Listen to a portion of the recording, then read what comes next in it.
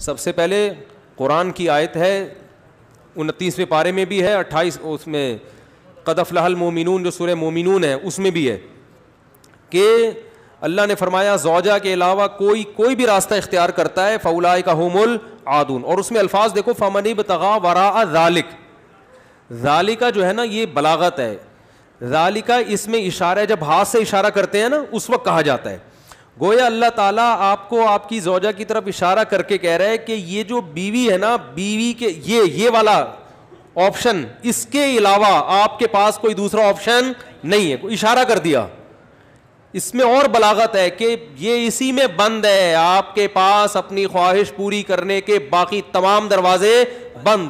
وراء ذلک اللہ نے فرمایا یہ جو راستہ میں بیان کر رہا ہوں, یہ اشارہ کر دیا, الا علی ازواجہم او ما ملکت ایمانہم. تو بہت زیادہ غلو ہے اس آیت میں, مبالغہ ہے یہ بتانے کے لیے کہ تمام راستے اس کے علاوہ بند ہیں. دوسرا قرآن میں سورہ نور کی جو آیتیں ہیں وَلْيَسْتَعْفِفِ الَّذِينَ لَا يَجِدُونَ نِكَاحًا, جو نکاح نہیں پاتے, موجود نہیں پاتے نکاح, انہیں چاہیے کہ پاک دامنی کے ساتھ رہیں. وہ یہاں بھی ہے.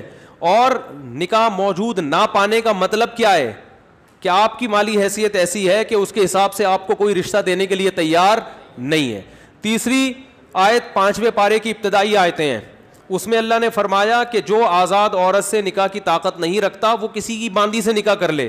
تو اب باندیاں تو نہیں ہیں, مطلب قرآن کا حاصل یہ ہے کہ اپنا معیار نکاح میں گرا دے, نقصان کرے اپنا, کوئی بات نہیں ہے, لیکن پھر بھی دوسرے راستے ان کو اختیار نہیں کر سکتا. تو اس لیے اگر آپ کے پاس پیسے نہیں ہیں, کوئی نکاح کے لیے تیار نہیں ہے, اپنا معیار آپ گرائیں, آپ کو دوسرے راستوں ہینڈ پریکٹس اور اس جیسے بے حیائی کی آپ کو اجازت, نہ زنا کی طرف نہ کسی اور راستے کی طرف جانے کی اجازت ہے. یہ تیسری دلیل ہو گئی کہ نکاح کا معیار آپ کو گرانا پڑے گا اپنا. اور رہا یہ مسئلہ کہ یہ کیسے ہو سکتا ہے, میرا تو اسٹینڈرڈ ہے, تو بھائی دنیا کو مسافر خانہ سمجھو, تو اسٹینڈرڈ گیا تیل لینے, ٹھیک ہے نا, اچھے سے اچھے کی تلاش کریں لیکن برائی سے تو اچھا ہے نا. حضرت عبداللہ بن عباس رضی اللہ عنہ سے روایت ہے کہ ایک شخص آیا, اس نے کہا کہ میں ہاتھ سے اپنے آپ خواہش پوری کرتا ہوں, ایک روایت ہے. تو حضرت عبداللہ بن عباس نے نفرت سے منہ پھیر لیا اور فرمایا کہ تو باندھی رکھ لیتا, یہ تیرے لیے زیادہ بہتر. تو یہ تیسری دلیل ہو گئی. چوتھی دلیل صحیح حدیث ہے حضرت عثمان بن مظعون رضی اللہ تعالی عنہ کی. وہ فرماتے ہیں ہم سفر میں ہوتے تھے, بیوی سے دوری ہم پہ بہت شاق گزرتی تھی, ظاہر ہے زنا میں پڑنے کا خطرہ تھا. تو ہم نے نبی سے اجازت لی کہ ہم اپنے آپ کو خسی کر دیں, اپنی جو خواہش ہے وہ کیا کر دیں, ختم. کوئی ایسی دوا کھائیں, کچھ بھی کر لیں, آج کل آپریشن بھی ہوتا ہے. تو لو اجازنا لاختصینا, حدیث کے الفاظ ہیں, اتنی ٹینشن میں تھے ہم کہ اگر نبی ہمیں اجازت دیتے تو ہم اپنے آپ کو خسی کر لیتے, لیکن نبی نے اس کی پرمیشن نہیں دی. اب دیکھو صحابی رسول اتنی شدید ٹینشن میں بھی اس کا حل یہ نہیں تلاش کر رہے کہ ہاتھ سے اپنے آپ کو مطمئن کر لیں, اتنی شدید ٹینشن میں بھی. اگر اس کی اسلام میں ذرہ برابر بھی گنجائش ہوتی تو ذرا سا تو اشارہ ملتا نا, صحابہ کر لیتے یا ان کو اشارہ دے دیا جاتا کہ بھائی اپنے آپ کو خسی کرنے کے پر آ گئے ہو, اپنی اللہ کی تخلیق کو تبدیل کر رہے ہو, تو اس سے بہتر ہے کہ تم اپنی تسکین کر لو اس طریقے سے.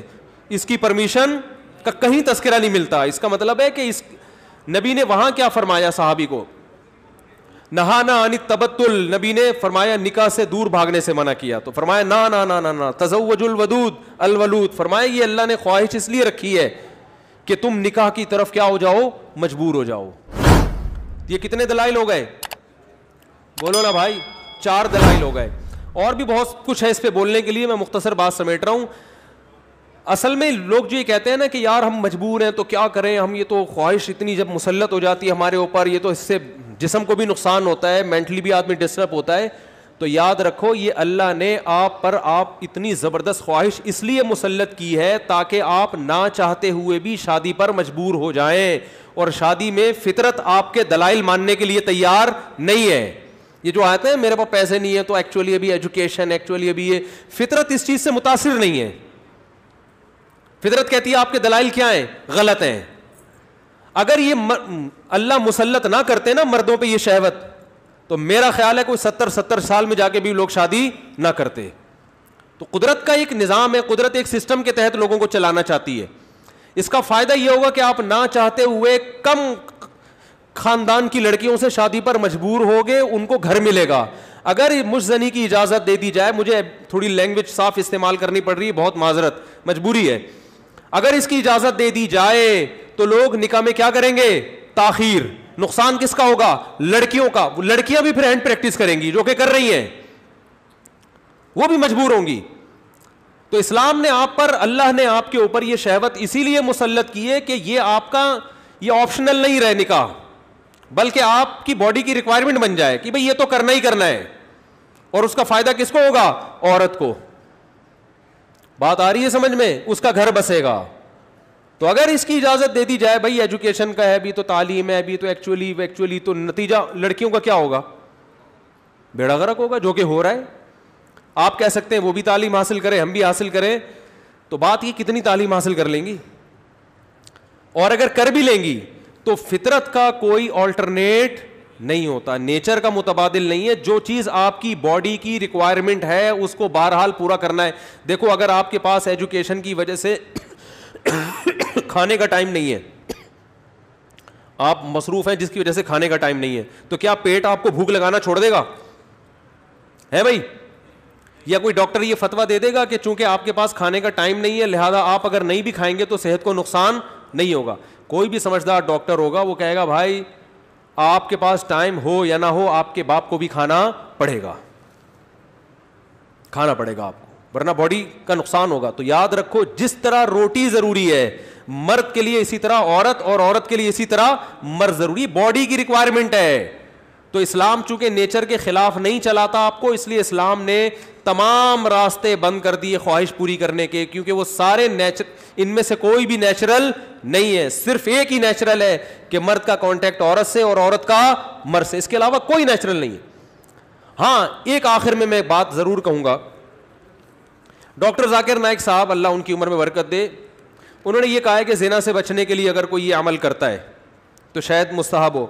تو یہ بھی ایک اصول یاد رکھیں, بڑی برائی سے بچنے کے لیے اگر کوئی چھوٹی برائی کرتا ہے تو ہم یہ تو کہیں گے کہ یار چلو بڑی سے بچ گیا, لیکن اس چھوٹی کو بھی برائی ہی کہا جائے گا.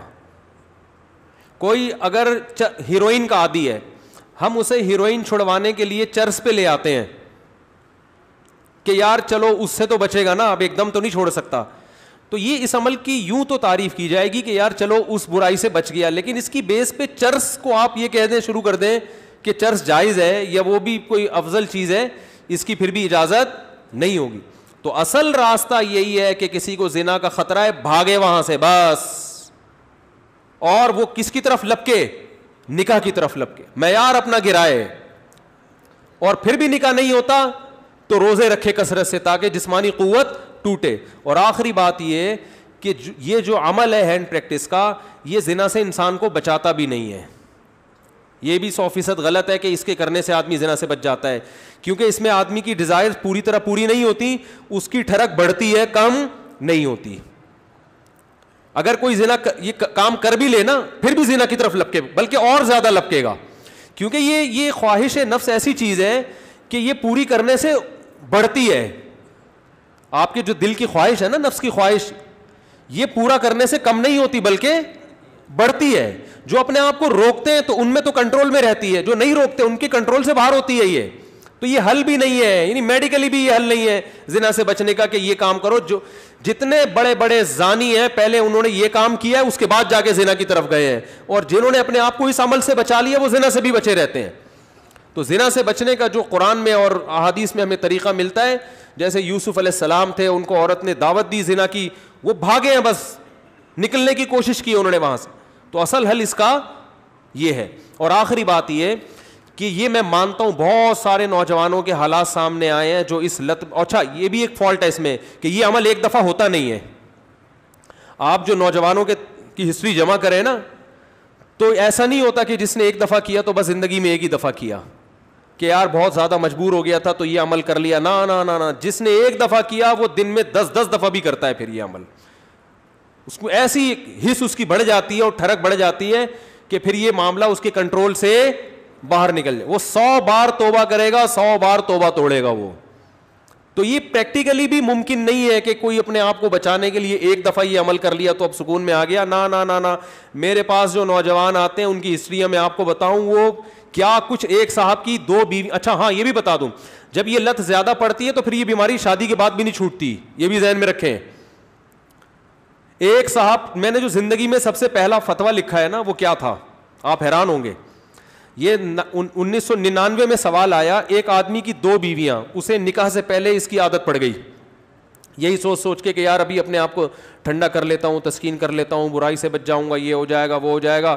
شیطان نے الٹے سیدھے اس کو جو ہے نا دلائل دیے, اور کہتا ہے مجھے یہ برائی جب ہو گیا تو چسکا لگ گیا. پھر کہہ رہے پھر جب میں نے نکاح کیا ہے نا, ایک شادی کی ہے تو میری یہ عادت نہیں چھوٹی, دوسری 2 بیویاں اس کی, کہہ رہے پھر بھی نہیں چھوٹی. تو کہہ رہے میں اتنا غصے میں آ جاتا تھا کہ یار میری بیویاں بھی ہیں پھر بھی مجھے ان کو تسکین اس میں ہوتی ہے. پھر بالکل ایسے ہے جیسے لوط علیہ السلام کی قوم کو جب لڑکوں کی عادت پڑ گئی تو اب ان کو عورت سے تسکین بولتے کیوں نہیں ہو رہی. تو یہ ہینڈ پریکٹس کا ایک یہ بھی بڑا نقصان ہے کہ جب اس کی لت پڑ جاتی ہے تو شادی کے بعد بھی یہ عادت نہیں چھوٹتی. تو وہ کہہ رہا ہے میری 2 بیویاں تھیں, 1999 کی بات کر رہا ہوں میں, اس نے سوال بھیجا. تو کہہ رہا ہے کہ میں اتنا مجبور ہو گیا کہ ایک دن میں نے قسم اٹھائی کہ آئندہ میں نے اپنے ہاتھ سے اپنے آپ کو فارغ کیا تو میری دونوں بیویوں کو 3 طلاقیں. کہہ رہے میں نے یہ سوچا کہ شاید اس عمل سے میں اپنے آپ کو روک لوں گا, پھر بھی نہیں رکا, اور پھر بھی یہ عمل کیا, اور ہم نے اس کو فتویٰ دیا کہ آپ کی دونوں بیویاں آپ پر ہمیشہ کے لیے حرام ہو گئی ہیں. تو اب آپ بتاؤ اس پہ کیا گزر رہی ہوگی. تو ہم نے لوگوں کے یہ حالات دیکھے ہیں, تو اس لیے اس قسم کے کلپ سے متاثر ہو کر کوئی بھی شخص ایسی حماقت کرنے کی کوشش بولو بھائی نہ کرے. اور میرا مقصد آپ کو کسی کو مایوس کرنا نہیں ہے. اگر کوئی نوجوان اس بیماری میں مبتلا ہو گیا ہے تو حدیث میں آتا ہے ما انزل اللہ من داء الا انزل له شفاء, ہر بیماری کا اللہ نے شفا پیدا کی ہے. تو مایوس نہ ہو. وہ سب سے پہلے تو وہ نکاح کرے تاکہ معاملہ آگے بڑھے نہیں, کیونکہ اگر نہیں کرے گا نا یہ پھر یہاں تک رکے گا نہیں معاملہ. کیونکہ یہ لڑکے پھر جب یہ کام کرتے ہیں پھر وہ انٹرنیٹ پر فحش فلمیں بھی دیکھتے ہیں, پھر وہ تصویروں کی طرف بھی جائے گا, بد نظری کی طرف بھی, اور پھر یہ بڑھتا رہا, پھر وہ زنا کا متلاشی ہوتا ہے کہاں مجھے موقع ملے. تو اس لیے میرے بھائی اپنے آپ کو روکنے کی کوشش کرنی چاہیے. تو اس کا پہلا اسٹیپ یہ ہے کہ سب سے پہلے آپ یہ عزم کریں کہ میں نے اپنے آپ کو اس برائی سے ہر قیمت پہ دور کرنا ہے, یہ میرا ایم ہے, میرا عزم ہے. اگر آپ ارادے میں ہی ڈھیلے ہیں تو بھائی پھر معاملہ کیا ہو جائے گا, خراب ہو جائے. تو پہلے تو کیا کرنا ہے, پکا عزم کرنا ہے. اب دوسرا علاج کے طریقے دریافت کرنے آپ نے. سب سے پہلا کام یہ کرنا ہے کہ انسان کو جہاں برائی کی عادت پڑتی ہے نا وہاں برائی چھوٹتی نہیں ہے. آپ کی کوئی خاص ایسی جگہ جہاں آپ سونے کے لیے لیٹتے تھے اور وہاں پر آپ پہ یہ شہوت کا جنون چڑھتا تھا, تو اپنا ٹھکانہ وہاں سے کیا کر لو, چینج کر لو. رات کو سونے سے پہلے مطالعہ کر کے سو, کوئی اپنے سرہانے کتاب رکھی جائے. جو نوجوان خدا نخواستہ کوئی اس میں مبتلا ہے تو اس کو بتا رہا ہوں میں, اپنے سرہانے کیا رکھیں, کوئی دلچسپ کتاب رکھیں. بستر پہ جیسے ہی لیٹے, جو معمولات ہے نا آیت الکرسی پڑھنا, دعائیں پڑھنا, بستر پہ لیٹنے سے پہلے پڑھ لیں وہ, تاکہ آپ جب بستر پہ جیسے ہی جائیں تو آپ کی سوچ جو ہے نا وہ مطالعے کی طرف چلی جائے. تو فوراً آپ نے کیا کرنا ہے, جیسے ہی سونے کے لیے لیٹے کتاب آپ کے پاس ہونی چاہیے, بستر پہ جاتے ہی آپ اس کتاب کا مطالعہ کرنا شروع کر دیں. انسان جیسے ہی لیٹ کے مطالعہ کرتا ہے اس کو نیند آ جاتی ہے, آپ سو جائیں گے, کیونکہ زیادہ تر نوجوانوں کے پر یہ اٹیک رات کے ٹائم ہی ہوتا ہے. دوسرا کام ہو گیا. تیسرا مسئلہ یہ ہو گیا کہ آپ کسی ڈاکٹر کو بھی بتائیں ماہر نفسیات کو, لیکن ماہر نفسیات سے کہیں کہ مجھے یہ برائی چھڑوانی ہے, کیونکہ ماہر نفسیات بعض دفعہ اور ڈال دیتے ہیں اس برائی میں. ایسے نفسیاتی ڈاکٹر بھی ہیں, وہ کہتے ہیں اس سے کوئی نہیں, ڈپریشن کا علاج ہے. اور بھائی ساری ڈپریشن کے اور بہت سارے علاج ہیں دنیا میں, وہ علاج وقتی ہے, جیسے سٹا لگانے سے نا وقتی طور پہ ٹھیک ہو جاتا ہے.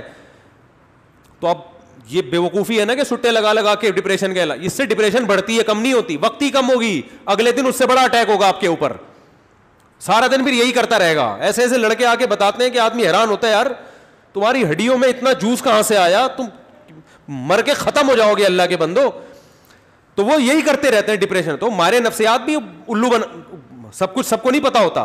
تو ماہر نفسیات سے بولیں کہ مجھے یہ برائی چھڑوانی ہے ایسی کی تیسی, آپ کے باقی افلاطونیاں بقراتیاں اپنے پاس رکھو, آپ یہ برائی مجھے کیا کرنی ہے.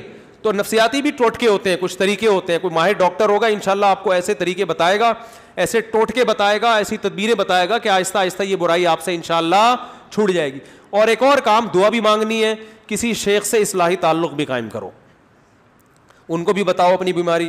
اور ایک اہم ترین بات یہ کہ اپنے آپ کو ایسے نہ چھوڑو, جب بھی یہ گناہ آپ سے ہو آپ نے اپنے اوپر کوئی سزا متعین کرنی ہے.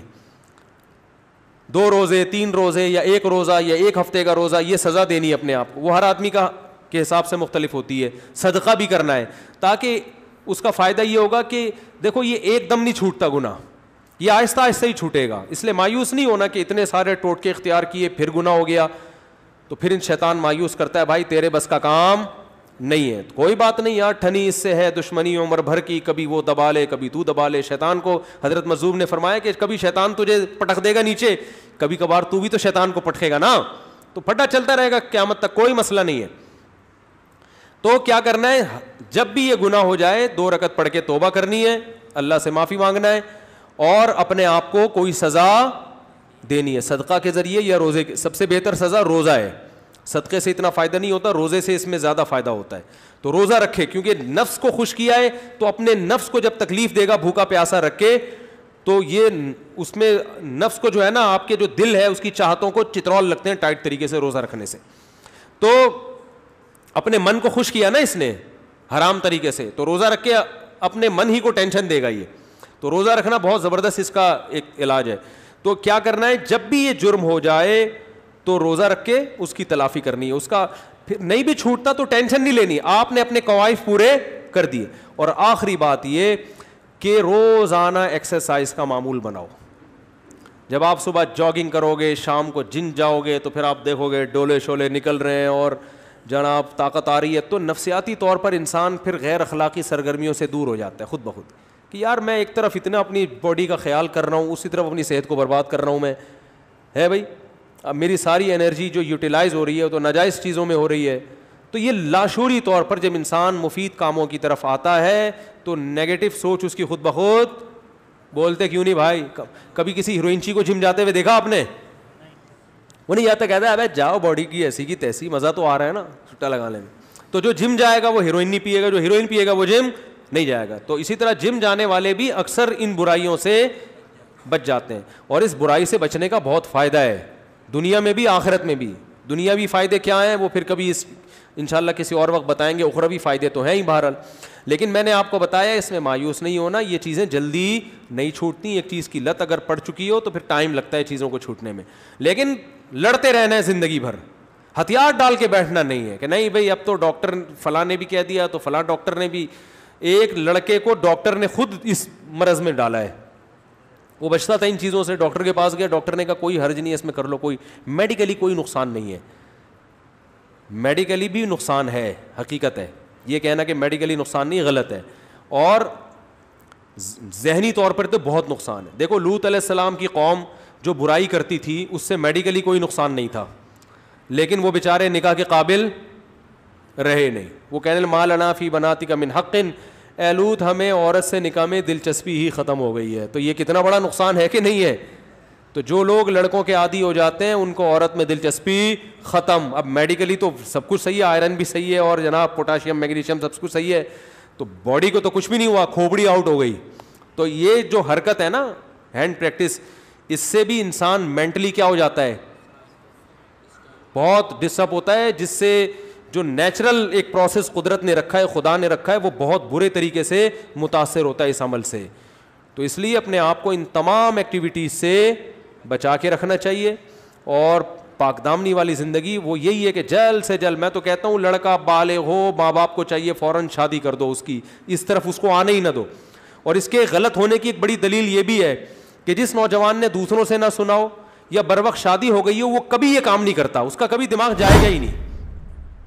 یہ خود اس کی علامت ہے کہ یہ نیچرل نہیں ہے. تو اللہ تعالیٰ سب کی حفاظت فرمائے.